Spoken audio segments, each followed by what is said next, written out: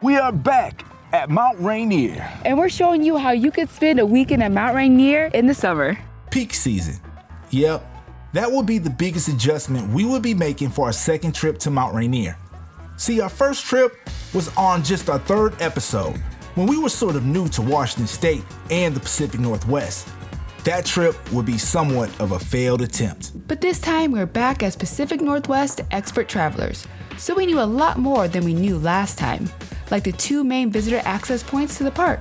On the south side of the mountain is the area known as Paradise, which is accessible via the Nisqually entrance. This part of the park is known for stunning views and wildflower meadows. On the northeast side is the area known as Sunrise. This side offers more wide open panoramic views, and while the hiking can be a little bit more rugged, Sunrise side does offer the highest drivable elevation point in the park. Sunrise will also be the side that we would be experiencing on this visit.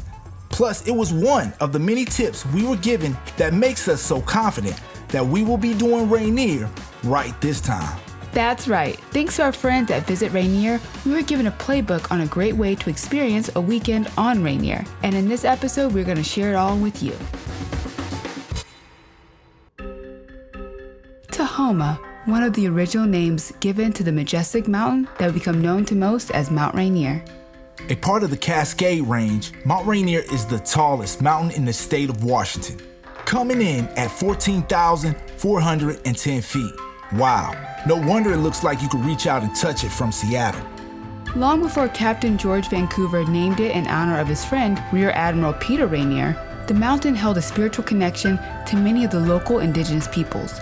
A spiritual connection that can still be felt today. The beauty of the mountain known as Mother of Waters is a mesmerizing distraction to the geological threat that hides beneath. That's because Mount Rainier is not just a mountain.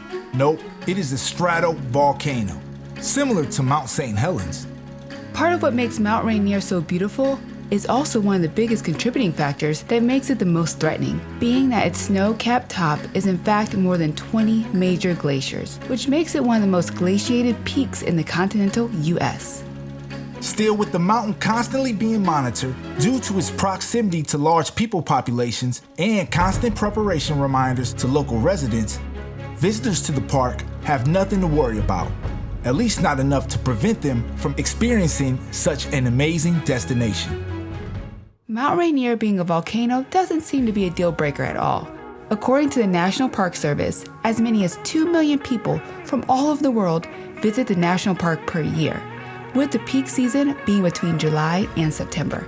Yes, beautiful people, we were excited to be back on the mountain that originally made us fall in love with the Pacific Northwest.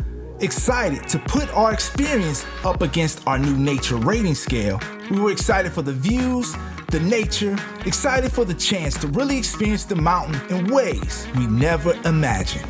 And of course, show you a great way for how to spend a weekend on Mount Rainier. Drive grade. On clear days, Mount Rainier can be seen from Seattle, appearing almost like a picturesque painting that you could reach out and touch. But in fact, the massive mountain is more than 80 miles away. Depending on the entrance, the drive usually takes between 2 and 2.5 hours. For us, the drive would be closer to 2 hours. The shorter end of the trip was just one of the other positives about the day of our travel. The other positive was definitely the weather. It was a clear blue sky and a bright sunny day in July, so the mountain was visible the whole trip. It served as a perfect motivator as we headed towards our destination. Yes, the drive on this day was perfect. But how would the drive score against our drive grade scale? Let's start with the views. Beautiful people, this is an easy one, especially on clearer days like this one, when the mountain is out and in full display. Even on the mountain, the views don't stop. The route on Sunrise travels along the Chinook Scenic Byway. The designated route through the Cascades provides shifting views of farmland, forest, and mountains. So we can definitely give a 2 out of 2 for views. Let's talk about roadside amenities. Okay, you're driving up a mountain, so there is going to be some secluded parts of that drive. But thanks to what some dub as gateway communities, this drive still scores well in this category. Marking the beginning of the Chinook Scenic Byway, Enumclaw is one of those gateway communities, the last full-service town before sunrise. The city offers everything from restaurants, coffee shops, and tasting rooms to a historic downtown. The last opportunity for food, fuel, and supplies makes Enumclaw not only a great option, but also a practical stop. But don't worry, if by chance you forget to stop, Greenwater is another gateway community and a good option along the way. So we give a 2 out of 2 for roadside amenities. Those roadside amenities do come with some great roadside attractions, but even up on the mountain, there are plenty of other great roadside attractions that include some amazing pull-offs to take in some of the spectacular views. So we can give roadside attractions a 2 out of 2. In regard to route difficulty, the route is not a difficult one at all, especially during the summer. Combined with the amazing views, the ride is far from difficult, so we give a 2 out of 2 for route difficulty. Finally, we can't forget about parking. For us, parking was far from a problem thanks to Crystal Mountain Resorts and their shuttle service, but more on that later. Overall, the drive grade score for this drive matched exactly to what we personally experienced, coming out to a perfect 10 out of 10 for drive grade. Level of fun. Summertime is the perfect time to visit Rainier. And again, we are going to be spending the weekend experiencing the sunrise side of Mount Rainier. This was actually a strategic choice thanks to the advice of our friends at Visit Rainier. A big reason why sunrise is a great choice, even during the peak months, is because it's less crowded than the Paradise side. Along with the alpine hiking trails, this meant we could have increased chances for peaceful times in the park's nature. Another tip we got from Visit Rainier was where to stay. A lot of locals think of Mount Rainier as a winter getaway, especially for world-class skiing, and Crystal Mountain Resort is one of the top spots just for that. But what surprised us is how amazing it is in the summer too.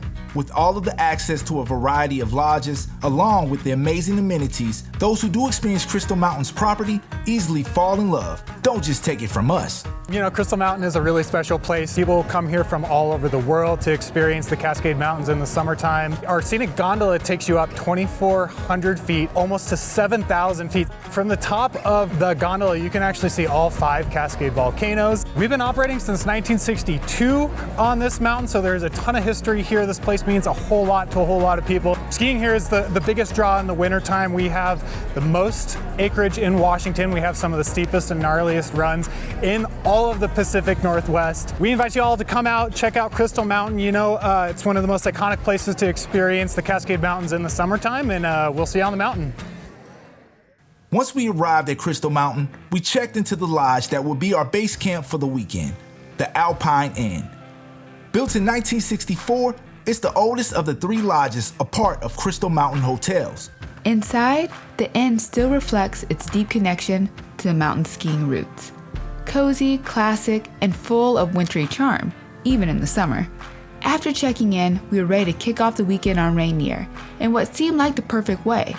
Dinner on top of Washington's highest elevation restaurant, the Summit House. Perhaps the best thing about experiencing this restaurant so high in the sky is that you don't have to work very hard to get there. It's just a peaceful 12-minute gondola ride to the top. That provides stunning views on the way up. And best believe, the views only get better once you reach the top. Yes, visitors are treated with views of Mount Rainier, Mount Adams, Mount St. Helens, and Mount Hood on clear days. I must admit that I was a little nervous about the gondola ride at first, but it wasn't really that bad. Ultimately, the experience was totally worth it. Not only the amazing views, but the food at the Summit House was unbelievable. If you do get a cocktail, remember, you're at a very high elevation, so that one drink is gonna hit a little harder than usual. After enjoying a delicious dinner at the Summit House, we took in the spectacular view of Mount Rainier.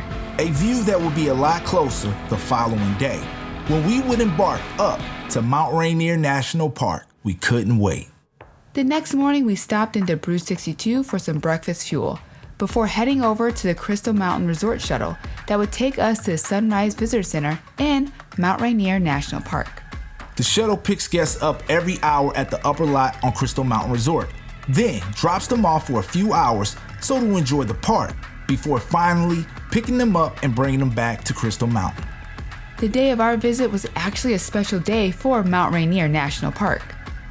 So Mount Rainier has implemented their timed entry, and so today's the first day that it's happening, it's implicated. So we're riding up in the Crystal Mountain Shuttle Service to Mount Rainier National Park.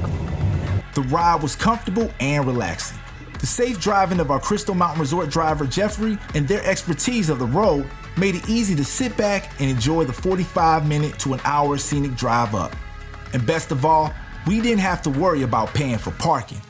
Even though we had our Discover Pass. Like I said, free parking. Jeffrey dropped us off in a great location within the park. But before he left, we coordinated a pickup in 3 hours. That's the amount of time we had to get the most out of this trip to Mount Rainier. But we were up for the challenge.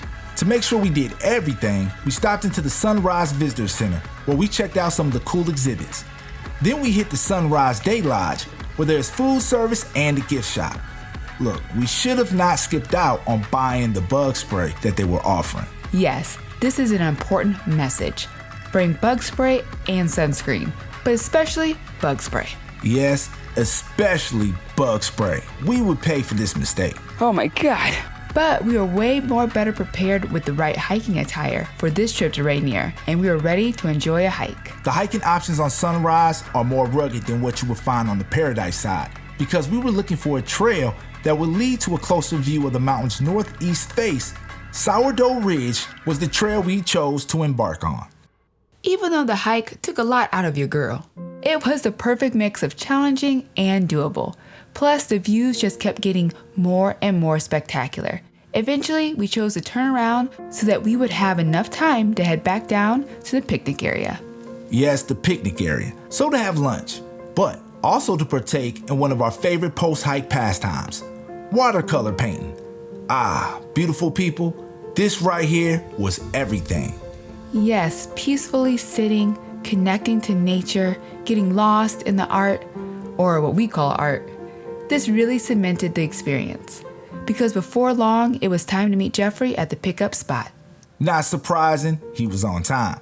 I will say that the ride back seemed to go by a lot faster than going up, and in no time, we were back on the Crystal Mountain property. After getting back to the Alpine Inn, we got changed, recharged a bit, then got ready to head down for dinner at the Alpine Inn restaurant. Our meals were amazing. Dinner capped our weekend. Afterwards, we headed off to bed. The next morning, we packed up, checked out, and headed back down the mountain to return home to Seattle. We can officially say our second attempt to hike on Mount Rainier was an absolute success. But how does the experience stack up to our nature level of fun scale? For this outdoor nature-packed experience, we are using our nature level of fun scale. Check out the video at our YouTube channel for a breakdown. Let's start with activities. It should come as a no-brainer that Mount Rainier has tons of enjoyable activities for visitors to enjoy out in the beautiful scenery, just considering the sunrise side of the national park.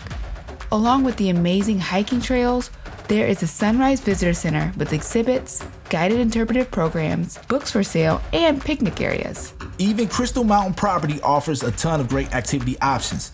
Everything from an adventure area to great choices to unwind, like the Snorting Elk Cellar at the Alpine Inn. So, 2 out of 2 for activities. In regard to amount and variety of trail options, having personally experienced a popular hiking national park, as well as noticing quite a few summer hiking trail options close to Crystal Mountain resorts, we can easily give a 2 out of 2 for a variety of trails. In regards to demographic applicability of the area and the trails on the Sunrise side of Mount Rainier National Park, we noticed a wide range of visitors from all ages and hiking skill levels. Well, assumed hiking skill levels. Some of these Pacific Northwest grannies can outlap us on the trail, huh? Yes, this was surprising to us because the Sunrise side of Mount Rainier National Park is known for more rugged hikes and could possibly present more of a challenge being in the higher elevation. Of course, Crystal Mountain was perfect for families, couples, and solo travelers of all ages, so we can give a 2 out of 2 for demographic applicability. Another unique category, a part of our nature level of fun scale, is wildlife opportunities. And trust us, you'll definitely have the chance to see some. Just don't be like us and forget the bug spray, or you're guaranteed to run into some of the less desirable wildlife. Oh my God. Still, we give both points for wildlife opportunities. The final criteria is special landmarks or attractions. This is yet another no-brainer. Mount Rainier is one of the most special and unique attractions and natural landmarks in the world. So both points for special landmarks or attractions. The final tally of points definitely reflects the experience we had this whole weekend enjoying Mount Rainier, coming out to a perfect score of 10 out of 10 for level of fun. Wow, I guess we can say that we did this return trip to Mount Rainier National Park right this time around. Agreed, but we still need to come back to Crystal Mountain properties in the winter so we can learn how to ski. Plus, I heard the local ski community really turns up during that time. One thing is for sure, the area will be just as stunning as it is in the summer. Still, there's one thing left to test out, our comfortability rating. Comfortability for Black people. If you are familiar with our show, then you are likely familiar with our saying about nature. You know, nature loves Black people. So it should be no surprise that one of the most beautiful nature places in the state and even the world, we would feel extremely comfortable. Surrounded by the beautiful views, the peacefulness of nature, and the refreshing smell of the open mountain air, it was more than enough for us to feel relaxed. Still, let's see what our nature version of our Comfortability for Black people scale has to say. Starting with the two criteria we just pretty much described, exposure to nature and personal feelings during the visit. Based on what we just said, we are obviously giving both points to both of these criteria. Next, in regard to visibility of signs and artifacts of inclusion, we were surprised at just how prevalent the inclusive and welcome messaging was around Crystal Mountain property and in the park, which makes a lot of sense considering just how many diverse people visit Mount Rainier National Park from countries all over the globe. What was really cool was to see some inclusion efforts to improve actively ongoing, like the Alpine Inn, who has a current project converting a bunch of rooms into 100% ADA accessible, as well as a walkway leading up to the lodge. So we can give 2 out of 2 for visibility of signs and artifacts of inclusion. Part of those signs were the diverse staff working for Crystal Mountain, something we noticed at the front desk as soon as we checked in. This also brings us to our next criteria, amount of Black people seen. We noticed a lot of other fellow Black visitors around the property and within the park, so we can give both points for amount of Black people seen. This was another pleasant surprise, being that the area's Black population number is where the score takes a hit. That's because the local Black population of the area surrounding Mount Rainier is less than 1%, so no points for this criteria. Even with taking the hit on the local Black population numbers, the score accurately reflects our personal feelings. But to be sure we weren't missing anything, we got a chance to talk with one of the other fellow Black people we saw during our weekend. And he actually was one of the diverse faces working for Crystal Mountain when we checked in. Hearing that really cemented the tally of our score. For our weekend at Mount Rainier, it came out to an amazing score of 8 out of 10 for comfortability for Black people. There you have it. Our return trip to Mount Rainier was everything we thought it would be, and so much more. We can't wait to come back. One time to check out the paradise side of Mount Rainier National Park, and another time in the winter to learn to ski at Crystal Mountain. And just like we promised all the way back in episode 3, we will be back. Let's recap some important tips for enjoying the perfect weekend at Mount Rainier National Park. 1. Summer is a great time to go. 2. Consider Crystal Mountain hotels for lodging accommodations. 3. Use Crystal Mountain Resort's shuttle service to Mount Rainier National Park. 4. Make your reservation for the park's timed entry if visiting Sunrise Corridor July 11th through September 1st. And 5, and possibly the most important tip of all, don't forget bug spray when you go to the park. But even if you happen to make the same mistake we did and do end up getting a few mosquito bites, we know that you still won't regret experiencing one of the world's most beautiful volcanoes, Mount Rainier. That's why we definitely recommend you taking a trip for yourself. Feel free to reach out if you have any questions about visiting Mount Rainier National Park. And also, be sure to like and subscribe to the channel. Finally, as always, beautiful people, stay up, stay true, and do you.